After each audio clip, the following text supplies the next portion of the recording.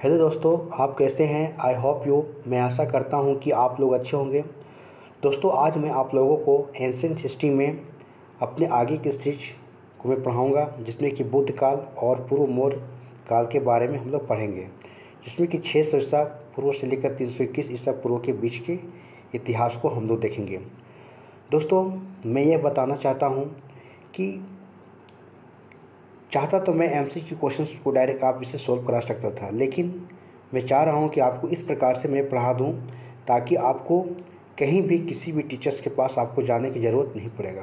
क्योंकि दोस्तों, किसी भी एग्ज़ाम्स के लिए आपको अगर उसको आप थ्योरी पेपर को पढ़कर और एमसीक्यू क्वेश्चंस को सॉल्व करते हैं और इस प्रकार से अगर आप हर एक चैप्टर्स को आप पेपर को रेडी कर लेते हैं तो आपको इससे ज़्यादा ज़रूरत भी नहीं है।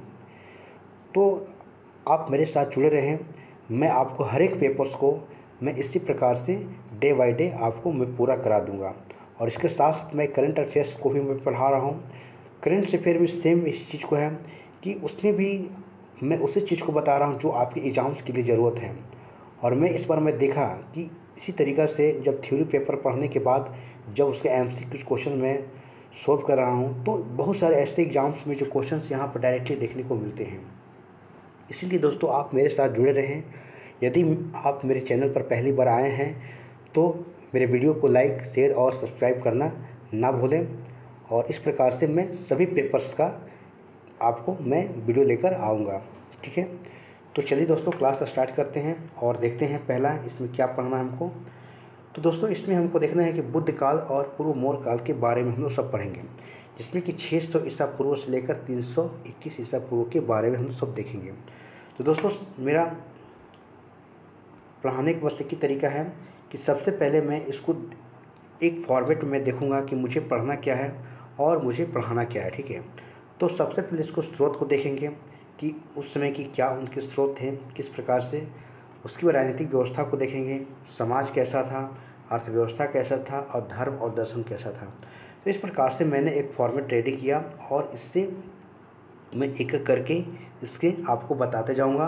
दोस्तों, आप इसको वीडियो को ध्यान से सुनेंगे, ठीक है, क्योंकि अगले वीडियो में जब मैं एमसीक्यू क्वेश्चन लेकर आऊँगा तो आपके लिए बहुत ज़्यादा महत्वपूर्ण हो जाएंगे, ठीक है। तो चलिए आगे इसको देखते हैं क्या है। दोस्तों, यहाँ पर स्रोत की बात हो रही, ठीक है।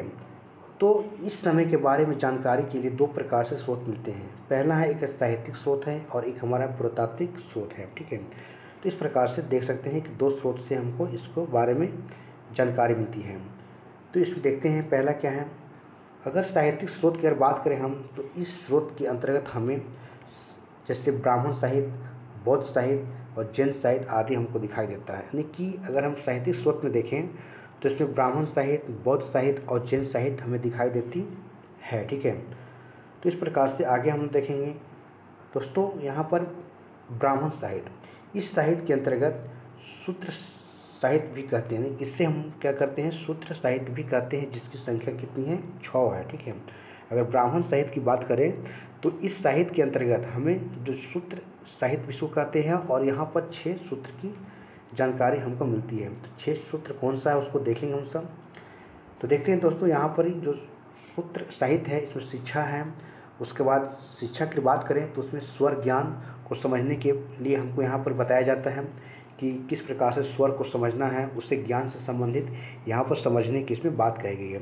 छंद की बात करेंगे तो इसमें दोहा और चौपाई की बात कही गई है, किस प्रकार से दोहा और चौपाई को समझा जा सके उसके लिए यहाँ पर ही बताया गया है। उसके बाद है निरूपक। इसमें है क्या है कि शब्दों की उत्पत्ति को समझने के लिए किस प्रकार से शब्द की उत्पत्ति हुई है उसके बारे में यहाँ पर इसमें बताया गया है। उसके बाद है व्याकरण। व्याकरण कहने का मतलब है कि उस समय के जो व्याकरण ज्ञान को किस प्रकार से समझा जा सके, तो उसके लिए इसमें यहाँ पर इसमें बताया गया, ठीक है। उसी प्रकार ज्योतिष है, ज्योतिष के बारे में बताया गया है। उसके बाद एक कल्प सूत्र है, जिसमें कि कर्म कांडों के संकलन के लिए इसकी रचना की गई है, ठीक है। तो इस प्रकार से अगर देखा जाए तो 6 सूत्र हैं जो कि इसमें हम देख लिए, ठीक है। शिक्षा है, छंद है, निरूपल है, व्याकरण है, ज्योतिष है और एक कल्प सूत्र है, ठीक है। इस प्रकार से आप इसको देखेंगे। दोस्तों, ये आपके लिए जब एमसीक्यू क्वेश्चन आप करेंगे तो काफ़ी ज़्यादा आपके लिए इंपॉर्टेंट हो जाएंगे वहाँ पर। तो देखते हैं दोस्तों, यहाँ पर कल्प सूत्र क्या है। तो कल्प सूत्र के अंतर्गत में 4 हिस्से आते हैं। जैसे देखा जाए इसमें स्रोत सूत्र है, धर्म सूत्र है, गृह सूत्र है और एक सुलभ सूत्र है। अगर स्रोत सूत्र की अगर बात करें हम यहाँ पर, तो इसमें क्या है कि कर्म कांडों का संकलन यहाँ पर बताया गया है। उसके बाद अगर आगे देखें हम इसमें, तो एक है धर्म सूत्र है। तो बताया रहा है कि उस समय की राजनीतिक, सामाजिक, धर्म की जानकारी हमें इससे प्राप्त होती है, ठीक है, धर्म सूत्र से। उसके बाद है गृह सूत्र। गृह सूत्र की अगर बात करें हम, तो इसमें घर के जो अंदर में यज्ञ और उत्सव की जो विधियाँ आदि के बारे में यहाँ पर बताई गई है कि घर में किस प्रकार से लोग यज्ञ और उत्सव मनाते थे, उसके बारे में यहाँ पर बताया गया है। उसके बाद दोस्तों अगला है कि सुलभ सूत्र है। इसमें क्या है कि आरंभिक गणित की जानकारी हमको बताइए, किस प्रकार की उसमें गणित थी, उसकी किस प्रकार से उसमें माप तोल किया जाता था, तो उसके बारे में यहाँ पर जो है बताया जा रहा है, ठीक है। तो इस प्रकार से यहाँ आप यहाँ पर देख सकते हैं, ठीक है, कल्प सूत्र में, ठीक है। तो उसके बाद आगे देखेंगे इसमें और क्या है बताया गया है। उसके बाद दोस्तों यहाँ पर देखते हैं कि बौद्ध साहित्य। अगर बौद्ध साहित्य की बात करें हम, तो 600 ईसा पूर्व, ठीक है।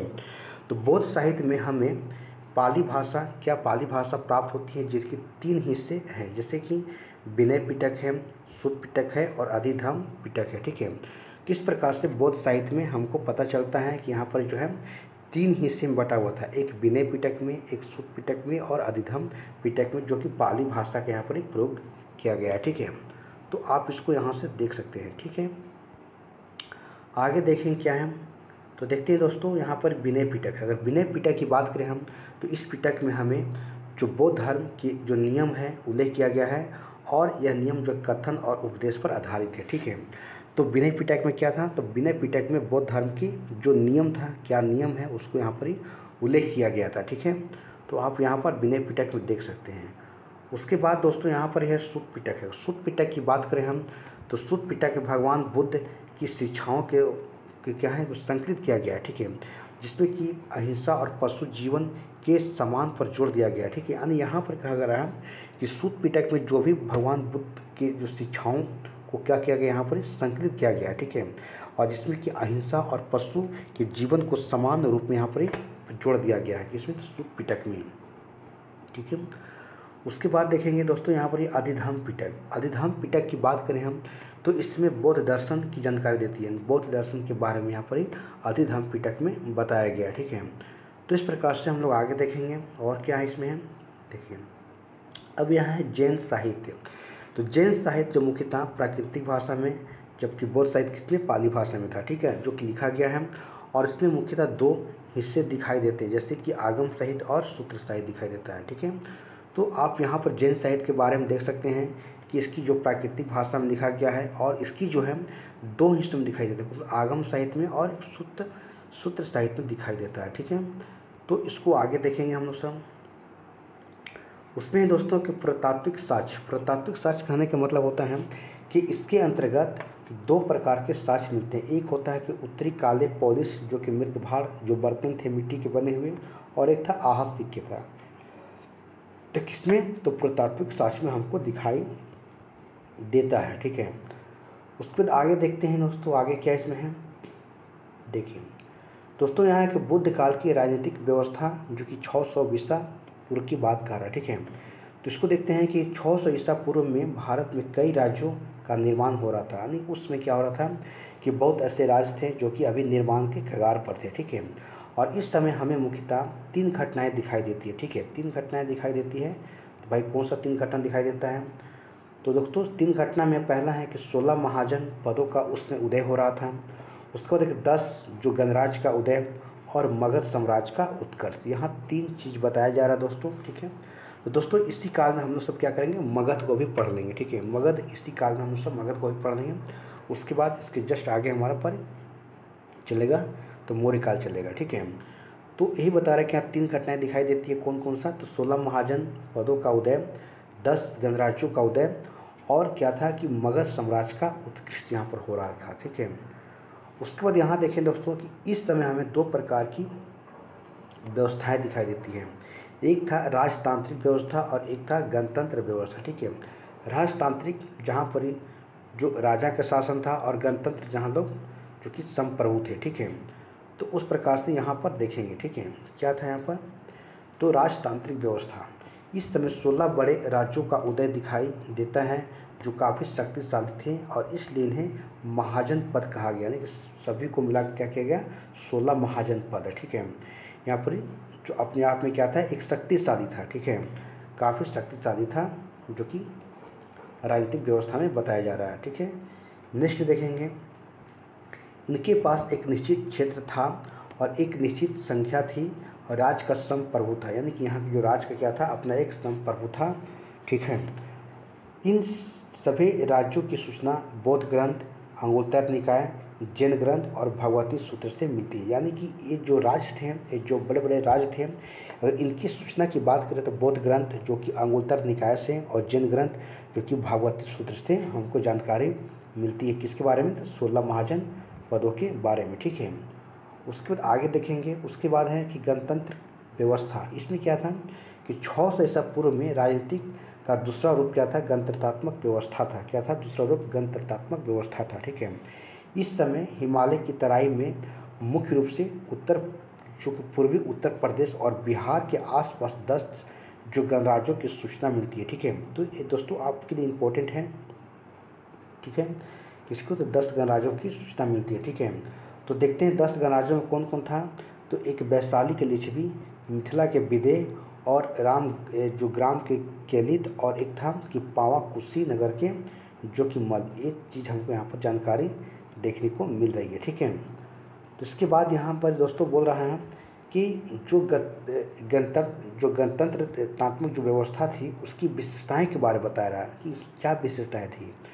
तो दोस्तों यहाँ पर बोल रहा है कि इन राज्यों के सभी सदस्य एक समान हैं, हैसियत रखते थे। ठीक है, और सभी राजा की उपाधि धारण करते थे। उस समय की बात हो रहा है। ठीक है, लिच्छवी गणराज्य में हमें 7000 से अधिक राजाओं की सूचना मिलती है। सोचिए कि जो भी वहाँ पर आए सभी अपना अपना एक राजा को उपाधि धारण किए, और वहीं पर बताया जा रहा है कि लिच्छवी गणराज्य में क्योंकि 7000 से अधिक राजाओं की सूचना यहाँ पर ही मिलती है। ठीक है, कहाँ, लिच्छवी गणराज्य में। ठीक है, उसके बाद आगे यहाँ देखते हैं दोस्तों, बोल रहे हैं कि इन सदस्यों के बीच से 10 वर्षों के लिए एक गण को चुना जाता था। तो अभी देखा जाए तो 5 साल की हमारे यहाँ है। तो वही बोल रहा है कि इन जो भी सदस्य थे वहाँ से 10 वर्षों के लिए एक गण का प्रमुख को चुना जाता था। ठीक है, तो और इनकी न्याय व्यवस्था अत्यधिक प्रगतिशील दिखाई देती है। उदाहरण के लिए यहाँ बोल रहा है कि लिच्छवी गणराज्य में, यानी कि लिच्छवी जो गणराज्य था, ठीक है, लिच्छवी गणराज्य में जब किसी व्यक्ति को मृत्यु दंड दिया जाता था तो उसे 8 न्यायालयों से गुजरना पड़ता था। तो देख सकते हैं दोस्तों कि यहाँ पर किस प्रकार से हमारा न्याय व्यवस्था था। अगर किसी व्यक्ति को दंड भी दिया जा रहा है तो उसकी इतना आसान नहीं था, उसके लिए न्यायालयों से गुजरना पड़ता था उसको। ठीक है, उसी प्रकार आगे देखेंगे, इन गणराज्यों में सबसे खास विशेषता इनकी प्रजातांत्रिक व्यवस्था थी। ये लोग बड़े बड़े सभा भवनों में बैठक करते थे और सभा को संचालित करने के लिए एक अध्यक्ष होता था। ठीक है, तो आप देख सकते हैं कि उस समय कैसा व्यवस्था था। ठीक है, कि अगर उनको किसी खास चीज़ पर अगर मतलब उनको बैठक भी करना है तो एक समान तरीक़ा से उनमें सभी को व्यवस्थित रूप से किया जाता था, प्रजातांत्रिक तरीक़ा से, और सभा को संचालित करने के लिए जो है उसको देख रेख करने के लिए वहाँ पर एक अध्यक्ष होता था। ठीक है,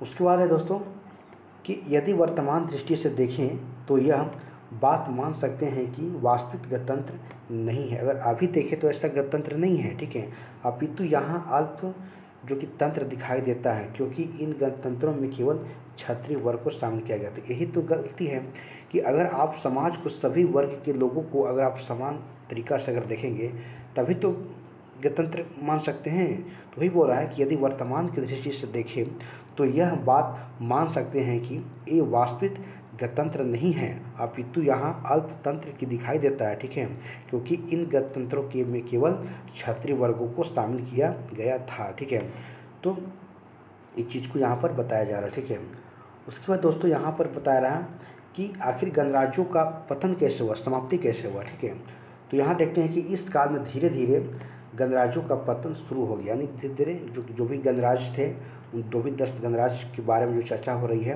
वो धीरे धीरे पतन होने लगे। इसके पीछे के कारण क्या था, कई प्रमुख कारण थी, जैसे कि मगध की विस्तारवादी, जैसे मगध का क्या हुआ, धीरे धीरे विस्तार हुआ।